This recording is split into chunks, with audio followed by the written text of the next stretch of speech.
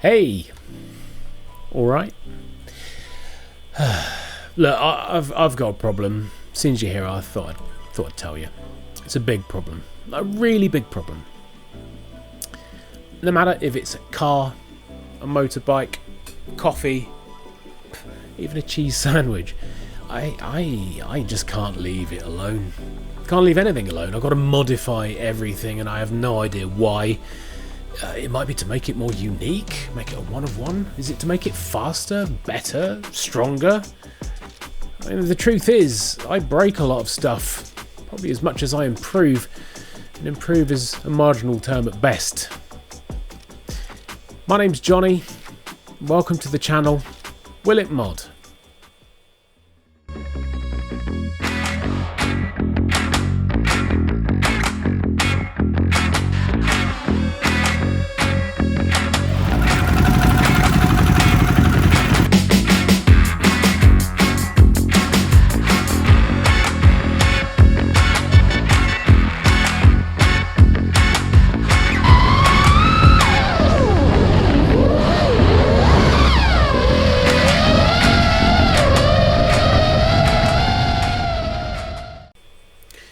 So, what do we start with? There's some pretty big boots to fill. What do we start with? My truck? I've got a truck. Any good? Alright. Let's roll some footage, then we can talk about it. And here it is. It is a 1956 Chevrolet Stepside pickup with an Oldsmobile 455 in the front, 10-bolt rear diff. It's got coil springs and shocks in the rear as opposed to the leaf springs, and a Gen 2 Camaro front K-member. It's also got a TH400 box in there as well, 3-speed auto, and yeah, it was great. It was really good.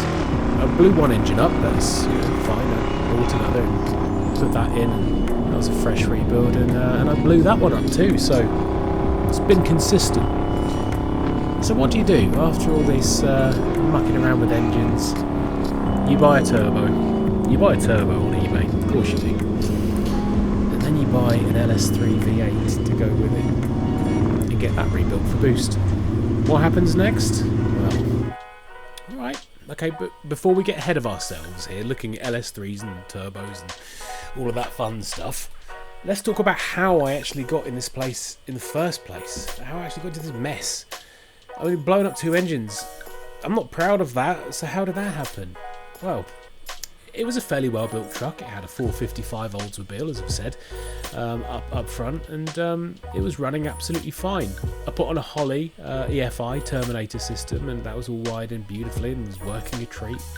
I had all the auto-tuning enabled, even decided to customise some of my own maps and put them in there with a more conservative timing map.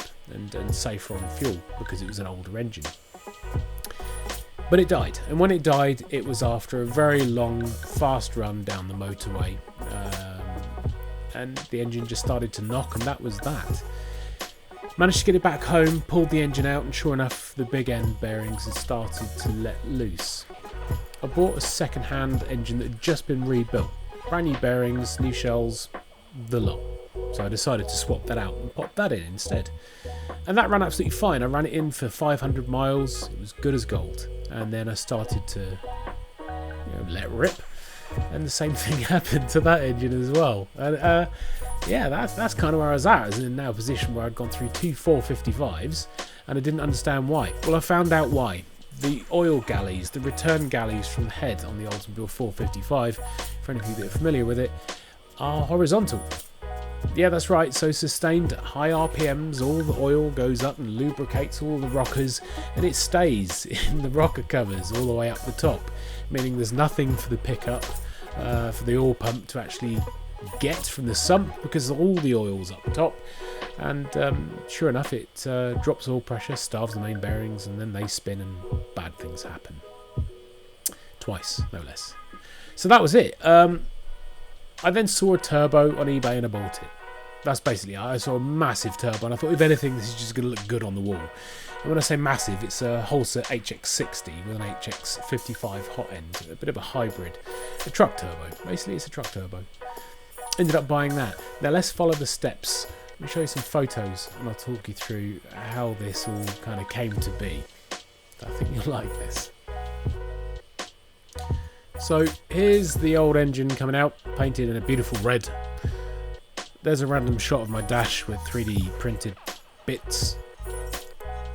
There's what the inside used to look like with the bench seat from a 98 Tahoe. There's a new engine in the background and the old knackered one out front. There's the new engine painted gold, because gold is good, going into the truck. And this is where it all gets a bit complicated. Yeah, I'm going to stop it there. It got pretty out of hand. The one thing led to the next, and that's the problem with modding. Most of you will know it was a case of, oh yeah, buy a turbo, fantastic. Order an LS3. We'll just drop that in the existing frame, right? Well, we might as well get the LS3 built for boost and put in a big sloppy stage 2 cam. And then get some other bits and pieces and sprinkle them in there and make it nicer. Some different sensors, 3-bar map sensors, 60mm wastegates, boost controllers. You know, the shopping list just went on and on. And then a friend of mine who's building the chassis had a great idea, and he said, let's build a chassis. Of course he'd say that, wouldn't he? Wanted to build a chassis for it, so he ended up building a whole brand new chassis from scratch. By 5x2 box section. All tigged together with tubular braced elements. And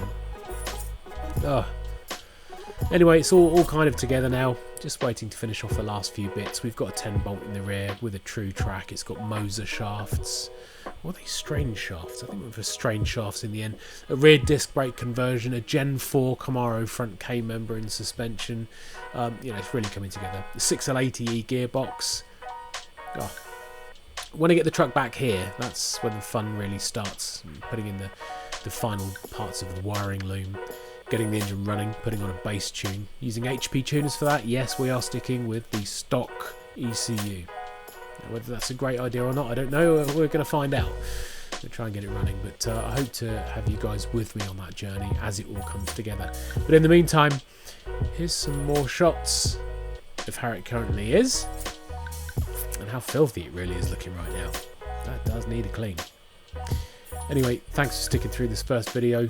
I'd like to bring you some more content, and I promise, I will vow to record everything that I build, solder, manipulate, destroy, test, modify and everything else as I go through those procedures. So I hope to have a lot more video content coming up for you guys.